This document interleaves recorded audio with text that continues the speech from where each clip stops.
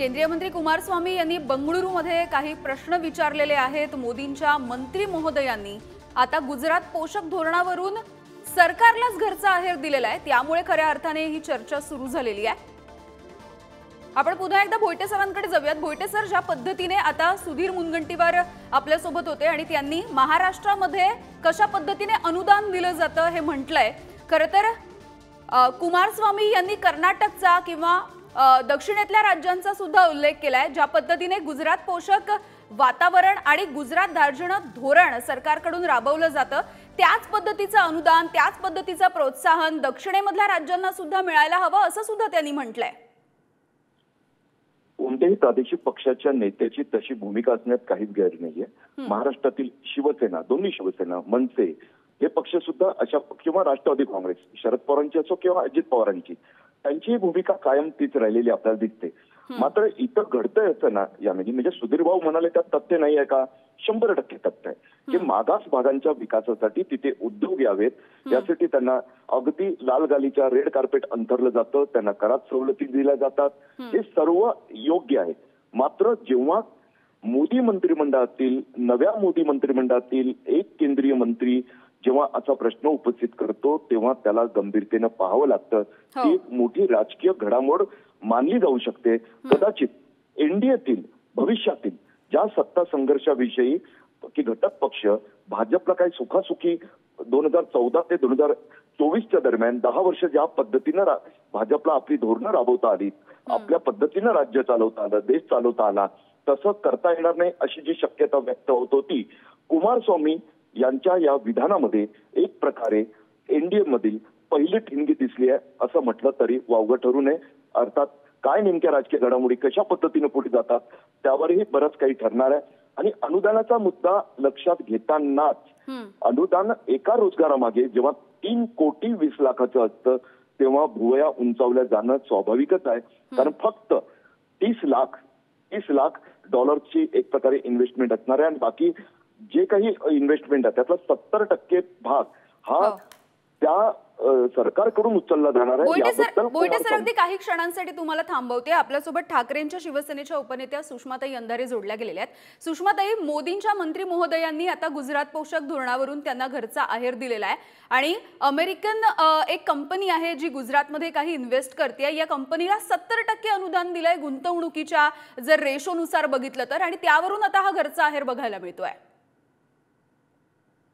कालपर्यंत जेव्हा भाजपाचं एक हाती सरकार होतं आणि क्लिअर कट मेजॉरिटी होती, तोपर्यंत तिथे काय गोंधळ चाललेला आहे, कुणाला किती अनुदान दिलं जाते किंवा किती प्रमाणात निधी दिला जातोय याचा हिशोब मागणारी यंत्रणा उपलब्ध नव्हती।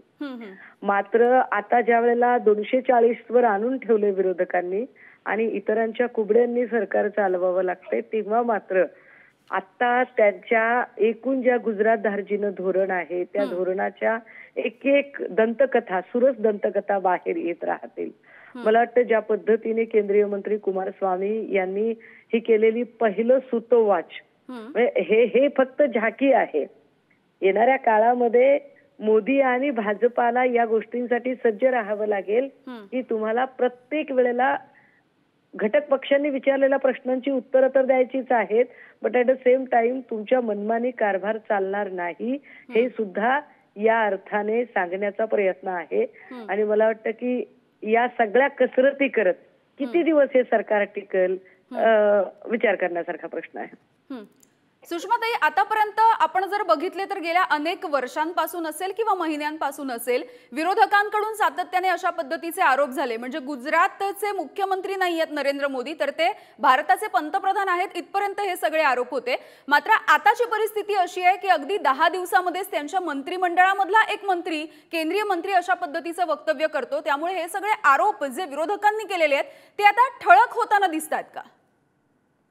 हे आरोप ठळक होताना तर दिसत आहेत, फक्त फरक एवढाच होता की आधी आम्ही कितीही आकडेवारी मांडली, म्हणजे वेगवेगळे इथले सगळे जे उद्योग आहेत ते गुजरातला जात आहेत या संबंधाने आम्ही कितीही बोललो, तरीही विरोधकांचा आवाज दाबण्याचा प्रयत्न केला जात होता.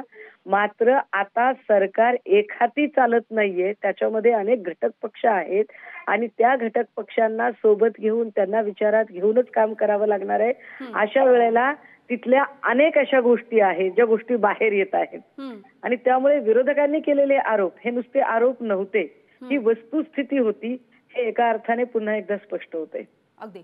ताई, तुम्ही अशा सोबत राहा. भोईटे सरांना बोलायचंय आपल्याशी. भोईटे सर. सुषमाताई, आतापर्यंत भाजपा विरोधक, त्यातही म्हणजे ठाकरेंची शिवसेना खूपच आक्रमक असायची भाजपवर गुजरात धार्जिण्या धोरणाचा आरोप करण्यात. आता मोदी मंत्रिमंडळातीलच कुमारस्वामी आरोप करतायत. त्यातही एक महत्वाचा मुद्दा जो येतोय, एका रोजगारासाठी 3,20,00,000 अनुदान आहे.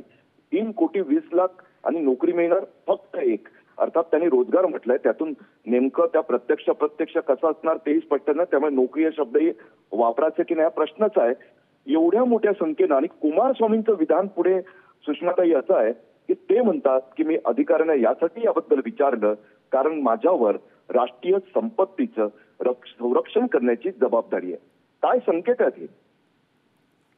याचे 2-3 वेगवेगळे अर्थ निघतात.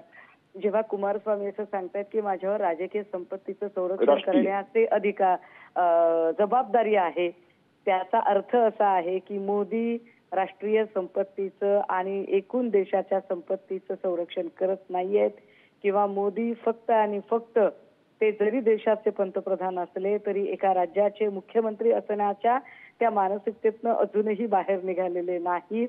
याचा दुसरा अर्थ असाही असू शकतो की कुमारस्वामी आणि सगळे घटक पक्ष किंवा इतर लोक सांगत आहेत की अब तुम्हारी मनमानी नहीं चलेगी, तुम्ही काहीही कराल आणि लोक ऐकून घ्याल असं होणार नाही. इथून पुढे तुम्हाला पैचा हिशोब आम्हाला द्यावा लागेल. या पद्धतीने एक कंट्रोल करण्याचा, केंद्र सरकारला कंट्रोल करण्याचा हा प्रयत्न आहे. अगदी. धन्यवाद सुषमाताई, तुम्ही सविस्तरपणे या सगळ्याविषयी बातचीत केली याच्यासाठी. भोईटे सर, खऱ्या अर्थाने आता सुषमाताईंनी सुद्धा प्रतिक्रिया दिलेली आहे. सुधीर मुनगंटीवार यांनी स्वतःच्या पद्धतीने म्हणणं मांडलेलं आहे. मात्र याकडे आणखी एका दृष्टीने बघायला गेलं पाहिजे. अगदी नुकत्याच सुषमाताई ज्या पद्धतीने म्हणाल्या की आतापर्यंत गेल्या 10 वर्षांमध्ये जे केंद्र सरकार होतं, जे मोदी सरकार होतं, त्यांच्याकडे कुठलीही यंत्रणा नव्हती हिशोब देणारी आणि आता त्यांना वेगवेगळ्या घटक पक्षांना सोबत घेऊन हे सरकार चालवावं लागतंय आणि त्याच वेळेला आलेली ही बातमी ही आता मंत्रिमंडळामधल्या काही कुरबुरी किंवा त्या पद्धतीची एक ठिणगी म्हणू शकतो का आपण? यामिनी, मला असं वाटतं की आतापर्यंत 10 वर्ष म्हणजे आधी 273 त्यानंतर 303 असं संपूर्ण म्हणजे 100% बहुमत त्यांच्याकडे होतं. जेवढं बहुमताचा आपला आकडा आहे 272-73चा आकडा असतो आपला लोकसभेतील बहुमताचा, तो पूर्ण करणारं मोदी सरकार होतं. 2014ला त्यांना मिळाले, 2019ला भारतीय मतदारांचा आणखी विश्वास त्यांच्यावर होता. मात्र 2024च्या निवडणुकीत 240 वर आकडा घसरला. 240 वर घसरला म्हणजे तब्बल 32 जागा बहुमताच्या आकड्यापासून ते दूर आहेत. भोईटे सर, अगदी काही क्षणांसाठी तुम्हाला थांबवते कारण आपल्यासोबत माजी गृहमंत्री अनिल देशमुख स्वतः जोडले गेलेले आहेत. अनिलजी, जेडीएसचे नेते आणि केंद्रीय मंत्री कुमारस्वामी यांनी बंगळुरूमध्ये काही प्रश्न विचारलेले आहेत. मोदी सरकारचं गुजरात धार्जिणं धोरण कशासाठी, अशा पद्धतीचा त्यांचा सवाल आहे. गुजरातमध्ये एक अमेरिकन सेमीकंडक्टर कंपनी आहे, तिला गुंतवणुकीच्या जवळपास 70% इतकं अनुदान दिलेलं आहे.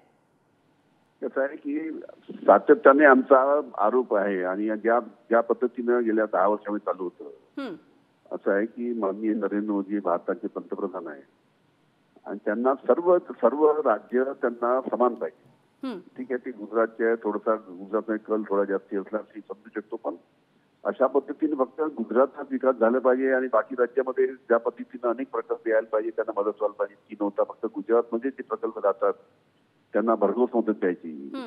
हे आणि त्याच्यामुळे मी सांगतो की ज्या पद्धतीनं महाराष्ट्रातले अनेक उद्योग जे गुजरातला गेले, आपल्याला माहित असेल की वेदांत फॉक्सकॉन नावाचा फार मोठा उद्योग 1,62,00,000 कोटीचा तो गुजरातला गेला. आमच्या महाराष्ट्रामध्ये येणार होता, नागपूर येणार होता. त्याच्यामुळे अशा पद्धतीचे अनेक उद्योग जे आपल्या गुजरातला गेले आणि अनेक मोठे जे संस्था होत्या त्या गुजरातला गेल्या. त्याच्यामुळे आतापर्यंत एकतर्फी भारतीय जनता पार्टीचं सरकार होतं दिल्लीमध्ये त्याच्यामुळे ठीक होतं. पण आता कसं आहे की आता भारतीय जनता पार्टीचे खासदार कमी आले, त्याच्यामुळे बाकी मित्र पक्षाचे त्यांचे खासदार आहेत, त्यांचे नेते आहेत, ते मंत्री आहेत, त्याच्यामुळे आता ते ऑब्जेक्शन घेणारच. किंवा फक्त मी गुजरातला तशा पद्धतीनं मोठे मोठे कारखाने येतात, मोठे मोठे युनिट्स येतात, त्यांना तुम्ही सहकार्य करता. या पद्धतीचं सहकार्य बाकी राज्यात सुद्धा झालं पाहिजे, ही सुद्धा त्यांच्या जे सहकारी मंत्री आहेत त्यांची भावना असतात आणि म्हणून त्यांनी तसं बोललं असणार ते. हो, अगदी ते जसं म्हणतात की गुजरातमध्ये आणि त्याच पद्धतीने कर्नाटक असेल, दक्षिणेतल्या राज्यांना सुद्धा अशा पद्धतीची मदत मिळायला हवी, ही त्यांची खरंच मागणी आहे. भोईटे सर आहेत आपल्या सोबत. अनिलजी असे सोबत राहा. अनिलजी, तुम्ही अनेक वर्ष राज्य सरकारमध्ये अनेक महत्वाच्या खात्यांचं मंत्रिपद भूषवलेली आहेत. या अनुभवातून तुम्ही सांगा की ज्या प्रकारचं अनुदान म्हणजे एक रोजगार निर्मिती करण्यासाठी अमेरिकेतील मायक्रॉन सिस्टम्स या कंपनीला जवळपास 3,20,00,000 रुपये अनुदान देणं कितपत तुम्हाला योग्य वाटतं? भोईटे सर, काही कारणांमुळे अनिल देशमुख यांच्या सोबतचा संपर्क तुटलेला आहे. अगदी शेवटची 30 सेकंदाची कमेंट मला अपेक्षित आहे भोईटे सर.